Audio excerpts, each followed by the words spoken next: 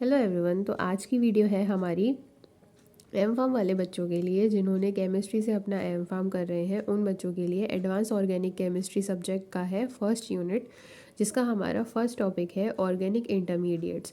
तो चलिए इसमें हम देखते हैं ऑर्गेनिक इंटरमीडिएट्स क्या होते हैं।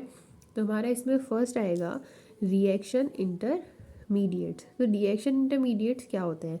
ए रिएक्शन इंटरमीडिएट और intermediate is a molecular entity with a lifetime appreciably longer than a molecular vibration।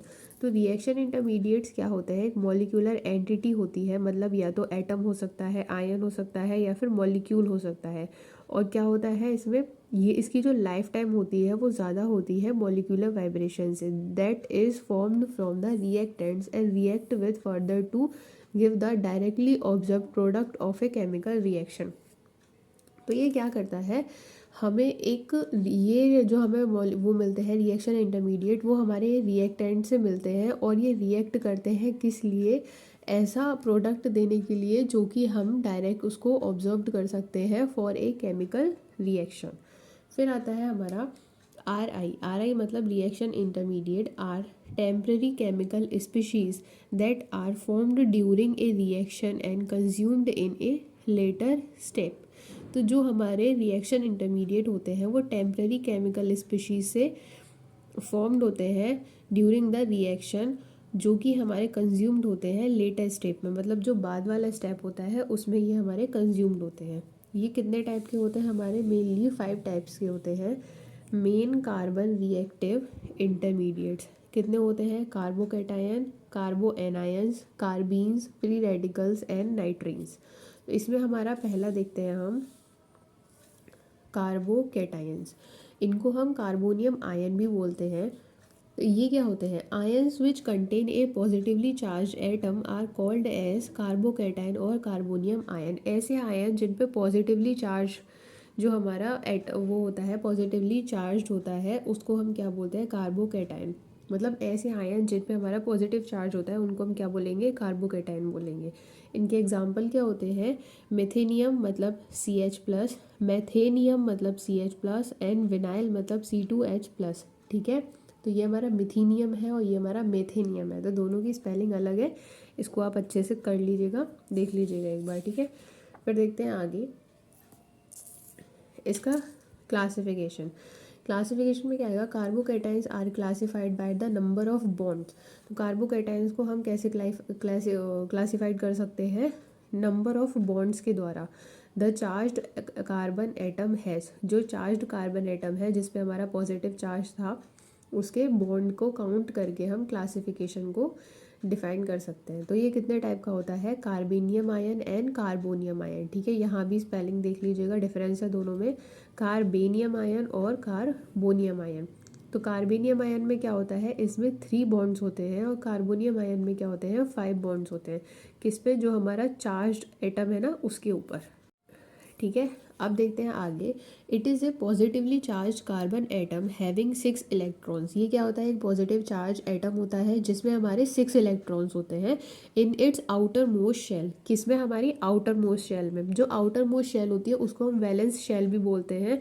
अगर आपने अगर क्या मतलब 11th और 12th में केमिस्ट्री पढ़ी ही होगी तो उसमें जब हम देखते हैं तो वहाँ पे हम आउटर मोस्ट शेल मतलब वैलेंस शेल भी देखते हैं, जो कि हर एटम का होता है। तो इसमें क्या होता है कि जो आउटर लेयर होती है, आउटर शेल जो होती है उसमें 6 इलेक्ट्रॉन्स होते हैं। ठीक है, generally it undergoes sp2 hybridisation. तो ये क्या करता है? sp2 हाइब्रिडाइजेशन करता है। ये इसका स्ट्रक्चर है, ये टॉप व्यू है, ये साइड व्यू है। अगर आप चाहें तो ये दोनों बना के आ सकते हैं, और अगर पेपर में अगर आपको दोनों में से एक ही याद आ रहा है तो एक ही बना के आए, लेकिन डायग्राम ज़रूर बना के आए, इनसे इम्पैक्ट अच्छा पड़ता है। अब देखते हैं next. It is an electron deficient. ये इलेक्ट्रॉन डेफिशिएंट होता है। इलेक्ट्रॉन डेफिशिएंट मतलब इलेक्ट्रोफिल। फिर आता है the order of stability of carbonium ions RS। तो इनकी जो ऑर्डर ऑफ स्टेबिलिटी होती है वो कैसी होती है? तो सबसे ज़्यादा जो स्टेबिलिटी होगी वो किसकी होगी? हमारी टर्सरी की, फिर होगी सेकेंडरी की, फिर होगी प्राइमरी की, उसके बाद मिथाइल की। ठीक है, तो ये जो आपका रेशियो है, या फिर जो कहते हैं कि आपका जो एक पैराग्राफ हो गया या फिर लाइन हो गई, तो वो कैसे जाएगी? आपकी लाइन ऐसे करके जाएगी। ठीक है, सॉरी, ऐसे करके जाएगी, यहाँ से कम और यहाँ सबसे ज़्यादा। फिर देखते हैं method of generation of formation of carbocation. तो इसके जो फॉर्मेशन के मेथड कितने होते हैं, कार्बोकैटायन के फॉर्मेशन के मेथड्स कितने होते हैं। इसमें देखते हैं carbocation can be generated in a variety of ways. तो जो कार्बोकैटायन है उनको हम काफ़ी सारी वेराइटी में जनरेट कर सकते हैं। तो पहला क्या आएगा, हेट्रोलाइसिस ऑफ एल्काइल हैलाइड्स। ठीक है, हेट्रोलाइसिस ऑफ एल्काइल हैलाइड्स में आपको क्या कर देखना है, इसमें हम देखते हैं ये रिएक्शन। तो टी ब्यूटाइल क्लोराइड से हमारा क्या बनेगा, टी ब्यूटाइल कार्बोकैटायन, किसमें, पोलर सॉल्वेंट में, जिससे हम क्या कराएंगे, हेट्रोलाइसिस कराएंगे अपनी। फिर देखते हैं दूसरा क्या है, protonation of alkenes. Protonation of alkenes में हम किससे रिएक्शन करेंगे, ईथीन से करेंगे हम, जिसमें हम एक हाइड्रोजन लेंगे और इससे हमारा क्या बनेगा, इथाइल कार्बोकैटायन। ठीक है, नेक्स्ट है हमारा protonation followed by dehydration of alcohol. तो इसमें क्या आएगा, हम इथाइल एल्कोहल की रिएक्शन, मतलब इथाइल एल्कोहल के संग हम क्या लेंगे, एक हाइड्रोजन बॉन्ड लेंगे और उस जब हम इनका रिएक्शन कराएंगे तो हमें एंड प्रोडक्ट जो मिलेगा वो क्या मिलेगा, ईथेन, और हमारा H2O जो है वो बाहर निकल जाएगा। फिर देखते हैं स्टेबिलिटी ऑफ कार्बोकैटाइंस। तो कार्बोकैटाइंस की स्टेबिलिटी क्या थी, इसमें सबसे ज़्यादा स्टेबल कौन था, हमारा टर्सरी, उसके बाद था सेकेंडरी, उसके बाद प्राइमरी, उसके बाद मिथाइल। ठीक है, तो इसमें देखते हैं the stability of carbonium ion depends upon. तो जो स्टेबिलिटी होती है कार्बोनियम आयन की या कार्बोकैटायन की, वो किस पे डिपेंडेंट होती है, पहला है इंडक्टिव इफेक्ट, दूसरा है रेजोनेंस इफेक्ट और थर्ड है हाइपर कॉन्जुगेशन। तो इनको देखते हैं हम। इसमें सबसे पहले आएगा हमारा इंडक्टिव इफेक्ट। तो इंडक्टिव इफेक्ट कितने टाइप के होते हैं, पॉजिटिव इंडक्टिव इफेक्ट और दूसरा होता है negative inductive effect. Positive inductive effect में क्या होता है, द एटम और group of atom which donates और शेयर्ड और रिलीज पेयर ऑफ इलेक्ट्रॉन। तो ऐसा ग्रुप या फिर ऐसा एटम जो किसी इलेक्ट्रॉन को डोनेट करता है, शेयर करता है या रिलीज करता है, उसको हम क्या बोलते हैं, पॉजिटिव इंडक्टिव इफेक्ट बोलते हैं। और जिस पे क्या होता है, पॉजिटिव चार्ज होता है, called as positive inductive effect. जो कार्बोकैटायन है हमारे, उसकी डेफिनेशन क्या है, कार्बोकैटायन भी हमारे जो होते हैं उन पे पॉजिटिव चार्ज होता है। तो ये आप ऐसे सिमिलर थोड़ा करके याद कर सकते हो, थोड़ा सा ट्रिक बना के। ठीक है, फिर नेक्स्ट इसमें देखते हैं positive I group is electron donating और रिलीजिंग ग्रुप शोज +1 इफेक्ट। तो जो प्लस आई होता है, मतलब हमारा पॉजिटिव इंडक्टिव इफेक्ट जो है ना, उसको हम पॉजिटिव आई ग्रुप से भी डोनेट करते हैं। तो ये क्या करता है, इलेक्ट्रॉन डोनेटिंग और रिलीजिंग ग्रुप होता है, जिसको हम किससे रिप्रेजेंट कर सकते हैं, प्लस आई इफेक्ट से। ये यहाँ पर आई आएगा, ठीक है, 1 नहीं है, आई है, इफेक्ट शो करते हैं। The plus I group will help diminish the positive charge on the carbon by giving a negative charge density. तो ये नेगेटिव चार्ज डेंसिटी को देके क्या करेगा, पॉजिटिव चार्ज को डिमिनिश करने की कोशिश करता है या फिर उसमें हेल्प करता है। ये रहा आपका एक एग्जाम्पल की तरह आप इसको बना सकते हो। ये डायग्राम तो नहीं है, मतलब ये स्ट्रक्चर तो नहीं है कार्बोकैटायन का, लेकिन हाँ अगर आप इसको बना के आते हो, दिखा के आते हो, तो इससे आपका इम्पैक्ट जो है वो काफ़ी अच्छा बनेगा। ये रहा आपका डोनर एटम। ठीक है, डोनर एटम ये आपको ये क्या कर रहा है, अपना एक इलेक्ट्रॉन या फिर जितने भी इलेक्ट्रॉन जो वैलेंस शेल में नीड है जिसकी, तो वो उतने electron, pair of electron share कर देगा। फिर है examples of groups in decreasing order of their plus I effect. तो यहाँ पे कुछ एग्जाम्पल हैं जो कि डिक्रीजिंग ऑर्डर में लगे हुए हैं। तो ये आपका जो पूरा एग्जाम्पल है, इसको आप अच्छे से करके, या फिर अगर आपसे हो सके तो आप इसको ज़रूर बना के आइएगा। जितनी भी रिएक्शंस वगैरह है केमिस्ट्री में, आप जितना अच्छे से उनको बना के आओगे उतना अच्छा ही आपका इम्पैक्ट बढ़ेगा। फिर देखते हैं नेगेटिव इंडक्टिव इफेक्ट। अब अगर पॉजिटिव इंडक्टिव इफेक्ट में हमारा क्या था, वो हमारा इलेक्ट्रॉन शेयर्ड ग्रुप था, तो नेगेटिव इंडक्टिव इफेक्ट क्या होगा, हमारा इलेक्ट्रॉन विड्रॉइंग ग्रुप होगा और उसमें कौन सा चार्ज होगा, नेगेटिव चार्ज होगा। ठीक है, तो आप ऐसे याद कर सकते हो, पॉजिटिव से पॉजिटिव चार्ज और नेगेटिव से नेगेटिव चार्ज। तो इसमें क्या है, द एटम और group of atom which withdraw और attract shared pair of electron towards itself. क्या करते हैं, ऐसे एटम या फिर ग्रुप ऑफ एटम जो विड्रॉ और अट्रैक्ट करते हैं इलेक्ट्रॉन्स को अपनी तरफ, उनको हम क्या बोलते हैं, नेगेटिव इंडक्टिव इफेक्ट। और इस पर क्या होता है, नेगेटिव चार्ज होता है। ठीक है, पॉजिटिव वाले में क्या था, पॉजिटिव चार्ज था, और नेगेटिव वाले में क्या था, नेगेटिव चार्ज है। पॉजिटिव वाले क्या करते हैं, इलेक्ट्रॉन को शेयर करते हैं, डोनेट करते हैं या फिर रिलीज करते हैं। और नेगेटिव वाले क्या करेंगे, इलेक्ट्रॉन को अपनी तरफ विड्रॉ करेंगे या फिर अट्रैक्ट करेंगे। फिर देखते हैं next, -I group is electron withdrawing और एक्सेप्टिंग ग्रुप। तो -I ग्रुप जो होता है वो क्या होता है, इलेक्ट्रॉन विड्रॉइंग ग्रुप होता है या फिर इलेक्ट्रॉन एक्सेप्टिंग या फिर अट्रैक्टिंग ग्रुप होता है। तो जो हमारा पॉजिटिव वाला था उसमें हमने क्या देखा था, +I से हम उसको शो कर रहे थे या डिनोट कर रहे थे। और नेगेटिव इंडक्टिव इफेक्ट को हम किससे शो करेंगे, -I ग्रुप से। जैसे हमने पॉजिटिव इंडक्टिव वाले में उसका हमने डायग्राम बना के उसको पूरा शो करा था, ऐसे ही आप इसको नेगेटिव इंडक्टिव इफेक्ट वाले को शो कर सकते हो। उसमें वो क्या कर रहा था, अपना एक इलेक्ट्रॉन दे रहा था और ये क्या करेगा, एक इलेक्ट्रॉन विड्रॉ करेगा। ठीक है,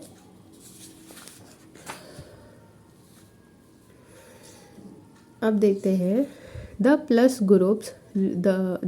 groups reduce the positive charge on the carbon. तो जो प्लस ग्रुप होते हैं वो क्या करते हैं, पॉजिटिव चार्ज को रिड्यूस करते हैं कार्बन से by donating negative charge density. कैसे, नेगेटिव चार्ज डेंसिटी को डोनेट करके थ्रू पॉजिटिव इंडक्टिव इफेक्ट। किसके द्वारा, पॉजिटिव इंडक्टिव इफेक्ट के द्वारा, जो कि हम ऑलरेडी पढ़ चुके हैं। This results greater stability of carbocation. तो ये क्या करेगा, कार्बोकैटायन की जो स्टेबिलिटी है उसको बढ़ा देगा, इंक्रीज कर देगा, ग्रेटर कर देगा। ठीक है, फिर देखते हैं where is the -I groups destabilises. तो ये दोनों जो इफेक्ट है या ये दोनों जो डिफरेंस है वो आप याद रखिएगा कि जो पॉजिटिव इंडक्टिव इफेक्ट होता है वो क्या करता है, कार्बोकैटायन की स्टेबिलिटी को इंक्रीज कर देता है। और जो नेगेटिव इंडक्टिव इफेक्ट होता है वो कार्बोकैटायन की स्टेबिलिटी को डिक्रीज कर देता है या कार्बोकैटायंस को डीस्टेबलाइज कर देता है। तो क्या है, destabilise the carbocations as they increase the positive charge by withdrawing electron density. ये क्या करता है, पॉजिटिव चार्ज को इंक्रीज कर देते हैं बाय विड्रॉइंग मतलब उसको इलेक्ट्रॉन को लेके क्या कर देते हैं, उसकी जो पॉजिटिव चार्ज है उसको इंक्रीज कर देते हैं, जिसकी वजह से जो डेंसिटी होती है कार्बोकैटायन की वो डिक्रीज हो जाती है। फिर है the stability of carbocation increase when I group like alkyl group are present adjacent to positively charge carbon. तो जो कार्बोकैटायन की स्टेबिलिटी है वो इंक्रीज होगी। कब इंक्रीज होगी, जब किसी भी I ग्रुप में एल्काइल ग्रुप अटैच होगा। ठीक है, तो उससे क्या होगा, कार्बोकैटायन की जो स्टेबिलिटी है वो इंक्रीज हो जाएगी। The order of stability of a few carbocations containing alkyl group is as follows। तो स्टेबिलिटी ऑफ कार्बोकैटायंस देखते हैं कैसी होती है, ये हम पहले ही देख चुके हैं। टर्सरी की ज़्यादा होती है, फिर होती है सेकेंडरी की, फिर होती है प्राइमरी की, उसके बाद मिथाइल की। अब देखते हैं अपना रेजोनेंस इफेक्ट। पहला क्या था हमारा, इंडक्टिव इफेक्ट, जिसमें हमने क्या देखा, पॉजिटिव इंडक्टिव इफेक्ट और नेगेटिव इंडक्टिव इफेक्ट। तो पॉजिटिव इंडक्टिव इफेक्ट में क्या हो रहा था, उसमें पॉजिटिव चार्ज था और वो डोनेट कर रहा था या शेयर कर रहा था अपने पेयर ऑफ इलेक्ट्रॉन्स को। और जो नेगेटिव वाला था वो क्या कर रहा था, नेगेटिव चार्ज को, उस पर नेगेटिव चार्ज था और वो जो इलेक्ट्रॉन्स है, पेयर ऑफ इलेक्ट्रॉन्स है, उनको विड्रॉ कर रहा था। ठीक है, मतलब उनको एक्सेप्ट कर रहा था, अट्रैक्ट कर रहा था अपनी तरफ। इसमें है the resonance effect can be defined as a chemical phenomenon which is observed in the characteristics compound having double bonds. तो जो रेजोनेंस इफेक्ट है वो किस में देखा जा सकता है, ऐसे कंपाउंड जिनमें डबल बॉन्ड होता है in their structures and usually have the overlapping of p orbitals. क्या होता है, एक तो डबल बॉन्ड होता है और दूसरा जो p ऑर्बिटल्स होते हैं उनका ओवरलैपिंग होती है on the two adjacent sides of carbon atoms. ठीक है, इसका एग्जाम्पल देखते हैं। Example of resonance effect is benzene molecule. तो जो बेंजीन होती है वो सबसे अच्छा एग्जाम्पल होती है रेजोनेंस इफेक्ट को शो करने के लिए। तो ये आप पूरा जो इसका डायग्राम है ये बना के आ सकते हो, रेजोनेंस स्ट्रक्चर ऑफ बेंजीन। इसको आप अच्छे से प्रैक्टिस करके, और जब आप इसको एग्ज़ाम में बनाओगे तो जो इसका आपका इम्पैक्ट है वो काफ़ी अच्छा पड़ेगा। फिर देखते हैं इसके टाइप्स ऑफ रेजोनेंस इफेक्ट। तो टाइप्स ऑफ रेजोनेंस इफेक्ट में ये कितने टाइप का होता है, जैसे हमारा इंडक्टिव इफेक्ट था वैसे ही हमारा रेजोनेंस इफेक्ट है। तो ये कितने टाइप का होता है, पॉजिटिव रेजोनेंस इफेक्ट और नेगेटिव इंडक्टिव इफेक्ट। यहाँ पे रेजोनेंस आएगा, ठीक है, आप इसको काट के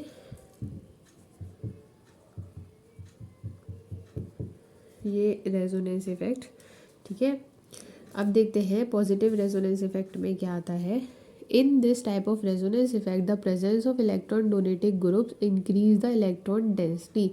तो जो इलेक्ट्रॉन डोनेटिंग ग्रुप है वो क्या करते हैं, इलेक्ट्रॉन डेंसिटी को इंक्रीज कर देते हैं और मेकिंग इट मोर न्यूक्लियोफिलिक और बेसिक। क्या करेंगे, उसको ज़्यादा न्यूक्लियोफिलिक बना देंगे और बेसिक बना देंगे। This is also known as the plus M effect. इसको हम कैसे और किस नाम से जानते हैं, प्लस एम इफेक्ट से, where M stands for the donating group. तो जो एम होता है वो किस लिए, मतलब किस लिए जाना जाता है, डोनेटिंग ग्रुप के नाम से, ठीक है। इसमें क्या हो रहा है, इसमें भी हमारे जो एटम है वो इलेक्ट्रॉन को डोनेट कर रहे हैं, जिसकी वजह से जो डेंसिटी है वो इंक्रीज हो जाती है। यही हमने सेम किस में देखा था, जो हमारा पॉजिटिव इंडक्टिव इफेक्ट था उसमें भी हम यही देख रहे थे। अब है एग्जाम्पल इसके एल्काइल ग्रुप और अमाइनो ग्रुप। फिर है इसके एग्जाम्पल, तो इसके एग्जाम्पल में है, इसका जो सबसे अच्छा एग्जाम्पल होता है वो है टॉलीन। जो आपका बेंजीन था वो रेजोनेंस का अच्छा एग्जाम्पल था, लेकिन जो टॉलीन है वो आपका पॉजिटिव रेजोनेंस इफेक्ट का अच्छा एग्जाम्पल है, ठीक है। तो ये आप याद रखिएगा, दोनों सेम नहीं है। फिर है नेगेटिव रेजोनेंस इफेक्ट। इसमें क्या देखना है, इसमें है the negative resonance effect is the ability of a substituent to withdraw electron. इसमें क्या करेगा, ये इलेक्ट्रॉन को विड्रॉ करेगा through resonance. The presence of an electron withdrawing group decrease the electron density. ये क्या करेगा, इलेक्ट्रॉन की डेंसिटी को डिक्रीज कर देगा। दस मेक्स इट लेस न्यूक्लियोफिलिक, जो कि उसको कम न्यूक्लियोफिलिक बना देगा, एंड लेस रिएक्टिव टुवर्ड्स इलेक्ट्रोफिल्स। और इसका अपोजिट हमने किस में देखा था, पॉजिटिव रेजोनेंस इफेक्ट में। इसके एग्जाम्पल क्या हैं, NO2, CN और CO। Nitrobenzene is good example of the negative resonance effect. तो जो नाइट्रोबेंजीन है वो किसका गुड एग्जाम्पल है, नेगेटिव रेजोनेंस इफेक्ट का। पॉजिटिव रेजोनेंस इफेक्ट का कौन था, टॉलीन। और रेजोनेंस स्ट्रक्चर का या रेजोनेंस इफेक्ट का कौन था, बेंजीन, ठीक है। ये आपका इसका एग्जाम्पल है। फिर है hyper conjugation. Hyper conjugation effect is a permanent effect. ये एक परमानेंट इफेक्ट होता है in which localization of sigma electrons of CH bond of an alkyl group directly attached to an atom of the unsaturated system. तो इसमें क्या होता है, जो एल्काइल ग्रुप का CH बॉन्ड होता है उस पर जो सिग्मा इलेक्ट्रॉन्स होते हैं वो डायरेक्टली अटैच्ड हो जाते हैं अनसैचुरेटेड सिस्टम में। ये इसका एग्जाम्पल है। आप ये इसका जो पूरा स्ट्रक्चर है हाइपर कॉन्जुगेशन का। Hyperconjugation stabilises the carbocation. ये कार्बोकैटाइन को स्टेबलाइज करता है। The greater the number of alkyl groups attach to the positively charge carbon atom the greater is the hyperconjugation. जितने ज़्यादा alkyl group positively charge carbon atom से attached होंगे उतनी ही hyper conjugation जो है वो ज़्यादा होगी। स्टेबिलिटी ऑफ हाइपर कॉन्जुगेशन, तो ये भी वैसा ही है सेम आपका। फिर है सिंथेटिक एप्लीकेशंस ऑफ कार्बोकैटाइंस। तो कार्बोकैटाइंस और कार्बोएनाइंस, जो कार्बोएनाइंस अभी हमने पढ़ा नहीं है लेकिन आगे पढ़ेंगे, तो ये कुछ कॉमन एप्लीकेशंस है जो आपकी दोनों में यूज़ होती हैं। कौन कौन सी हैं, elimination reaction, substitution reaction, displacement reaction, addition reaction, rearrangement reaction and condensation reaction. जिसमें से कि एलिमिनेशन, सब्सटीट्यूशन एंड रीअरेंजमेंट जो है वो हम अपना फर्स्ट यूनिट में ही पढ़ने वाले हैं। तो ये जो आपका फर्स्ट टॉपिक है ये आपका कवर हो चुका है, ठीक है। इसको आप अच्छे से कर लें। इसके बाद जो है हम अपना क्या लेके आएंगे, कार्बोएनाइंस। तो हमने आज कार्बोकैटाइंस देख लिया, फिर हम क्या करेंगे, कार्बोएनाइंस पूरा करेंगे। तो फुल वीडियो देखने के लिए थैंक यू। अगर आपको ये अच्छा लगा हो तो आप अपने और दोस्तों को भी शेयर कर सकते हैं।